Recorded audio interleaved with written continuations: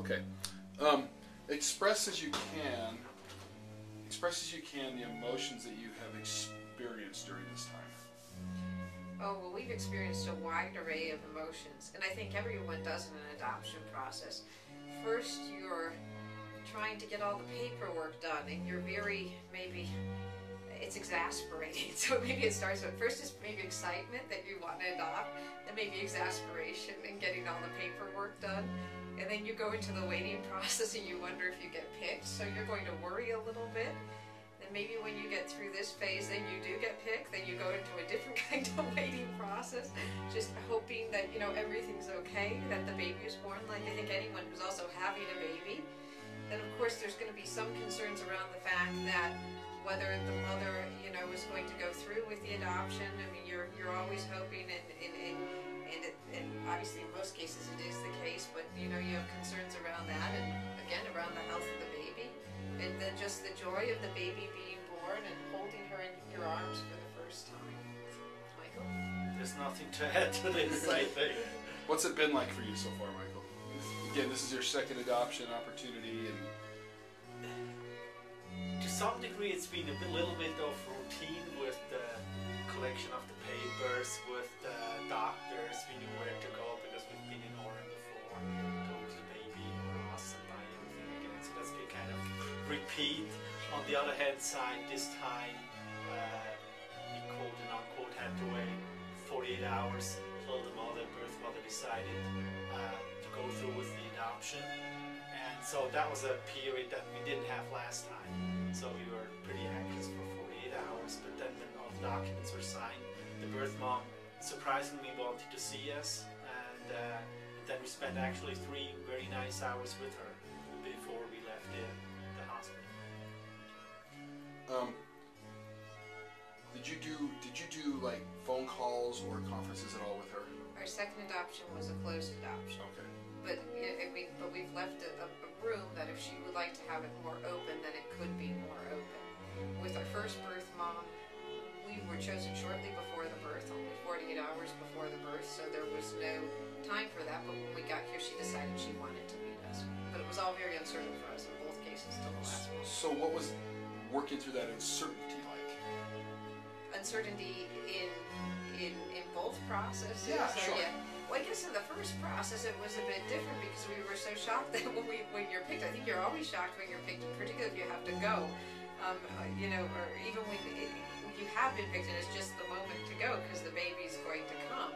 And you never know what's going to happen and whether the birth mom is going to want to meet you. You're always told every one of these processes is different and the birth mom reacts differently. So it's just embracing the uncertainty of the situation and knowing you just need to go flow with it because you can't control it. So if you can accept not being in control of the situation, I mean, that's essentially that is what you need to do in order to come through this process and be happy. So we tried to leave our nerves aside. Actually, since this is a summer adoption, in the 2 days when we were waiting to go to the hospital, we went to the swimming pool and we swam all day and just had a nice family days with our older daughter.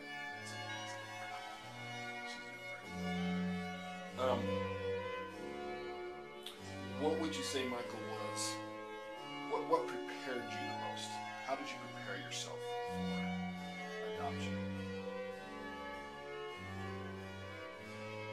I think we read books just to get familiar with the situation. I think there was also at one point some requirement. They took some classes online. Swiss requirements. And then you try to read how it is, because obviously you don't go through the pregnancy with your wife in a similar situation.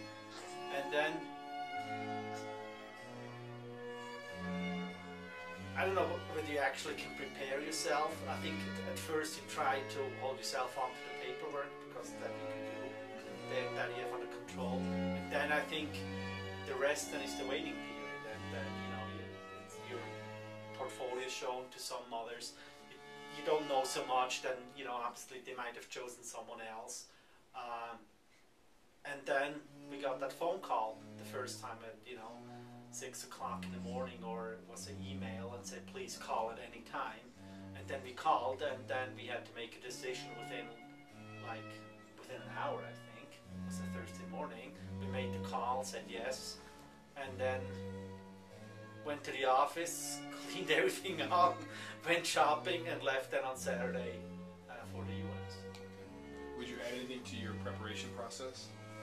Yeah, I mean, I think it's just also just keeping just trying to stay grounded during the process, staying very hopeful, but also just trying to also live your life, because waiting is not a lifestyle that one can embrace. I've tried it for part of the time with with the first adoption, but it's just really the hope. It's just you stay hopeful, you stay positive, but also just go about doing your normal things. Yeah, if I might add, if you wanted always to do something, do it. Climb a mountain, do a painting, because let me tell you, once the little one is here, your life changes completely. So, do that during that period. And whatever you wanted to do it now, because you will not have a certain amount of time till you can do it again. So our third visit to Utah will be to see Bryce Canyon, because we've tried to come twice now. You'll have to look me up. I actually live right by Bryce. Okay. Really, 15 miles from Bryce. Super. My son works out there. So, okay. What was the most difficult part of this experience? Well, for us, I mean, we're obviously a special case, but our most difficult part in the adoption was our adoption that failed, and that was by far the most difficult part. But we did remain very hopeful, and in that regard, things happen in life, and in our specific case, which we understand has only happened twice in the history of the adoption center, that our birth mother of our oldest child, our second child, died at birth, and that was very hard. But what was very positive about that experience is it brought us much closer to the birth mother of our older child. And at the same time, we felt that she was handled extraordinarily well, and we were handled very well in what turned out to be a very stressful trauma situation. Mike, what would you say has been the most difficult piece for you? In addition to what Jackie just explained, I think at the first adoption, when we were actually home at the hospital, they did the hearing test on Haley, and for the first 2 times she failed, so to speak.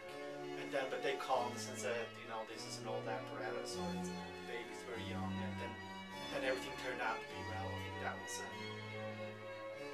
unexpected situation, and that was a little stressful. But other than that, I think the biggest fear is that the birth mother doesn't go through. But other than that, I think we were always handled very well and accompanied by the adoptions. What advice would you give others that were considering adoption? You've said some really wonderful things already, but what else might you add to the advice? Well, I mean, the first thing I would say is when we started an adoption process many years ago, I was very much in favor of closed adoption. I couldn't imagine getting to meet the birth mom and getting to know them. And what I would say is now I'm at the actual opposite end of the spectrum. We love our 2 birth moms. We think they're wonderful, and we would embrace any contact that they would want to have with us. And we think it's just a very healthy situation. It's healthy for them, it's healthy for the kids, it's healthy for us. And these people become very important people in your lives. So I think that's important. I also think that if you're putting a letter together to the birth mom, if you can address openness and the degree of flexibility of openness you're willing to entertain, and whether they can scale up the openness over the lifetime of the baby, I think that's very important too. So I just think it's something to think about, and I think it's much more, I would say, healthy than people tend to. There's much more to be gained than to be feared. What would you add, Michael? I think the only thing I would add is for the waiting period, relax. They will pick at one point. Don't worry about why they have not picked you. There are many reasons that you have your pros, your cons, and you just have to wait for the birth mom who sees your pros and chooses you. And in that period, there's nothing you can do. Relax or climb that mountain that you always wanted to. Excellent. What is something that you may have wished, so looking back on this experience, what's something you wish that you would have perhaps known about, somebody would have warned you about or taught you about, but looking back on it, you go, there's no way we could have been taught or prepared for that without having gone through it ourselves? I think it's managing the weight. I think it's just learning how to deal with the uncertainty of the situation. And I think with the second one, we were much better than with the first. So we were always very hopeful, but I think we've just become much more comfortable dealing with uncertain situations. And I can say around the second one, we've had a much more just small challenges around paperwork. And because of that, I would just say, just take what comes at you and just manage it. Just treat it as a project, and don't. You have to.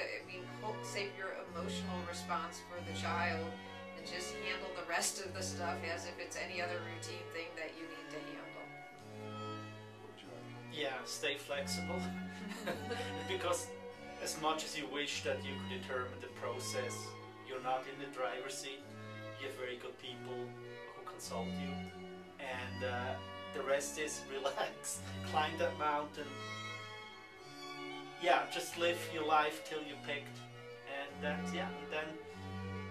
And even after you're picked, as you're going through the whole process and you're here, I mean, it was not entirely clear that our mother's birth plan with our second adoption would be that we wouldn't be invited to the hospital until the time of relinquishment. Clearly, it's interesting because she really had no plans to change her mind, but of course when you're told you can't see the baby for 48 hours, you think that the birth mom, or you could potentially think the birth mother is changing her mind. The agency said to us, we asked the question, and the agency said to us, we don't see that happening, we really don't think that's what's going on. So we said, okay, we're just going to believe in what the specialists have told us, and we're going to go and have a few good days and relax, and we'll come back, and can't wait to see the baby then, but we'll just go on the information we have. Why would you recommend the adoption center of choice to your friends, family, or why would you come back, and why did you come back? When we started the process originally, we interviewed 5 adoption companies, or so to speak. And I think what was the most important factor for us is how the process works for the birth mother, that they can come here as early as they wish. They live here. They obtain medical care. Their counsel, I think that's important for them. And also not just before the birth, but during and afterwards their counsel. They help with the settlement afterwards. And I think that was important for us. That's a win-win situation for all of us. And it's not just why would we send people back. We have recommended the agency to several people over the years. So we're big fans of the agency. We're big fans of our experience, and that is absolutely why we did come back. But we feel very comfortable with the agency. It's very much of a family-like atmosphere. There's so many people we've seen on this trip who we've known on our last visit here, because this is for us we're living abroad. We've spent about 3 weeks in Utah this time, and it's like seeing a bunch of old family and friends. So it's a very wonderful and positive experience, and something we can wholeheartedly recommend. I have no more questions, but I want to leave it open-ended if there's anything else you would like to add for people to hear. Well, we just would like to thank you for giving us the opportunity to speak to more adopted families, and we're always happy to if any of your families would like to contact us. Thank you, Eric. Thank you, Eric.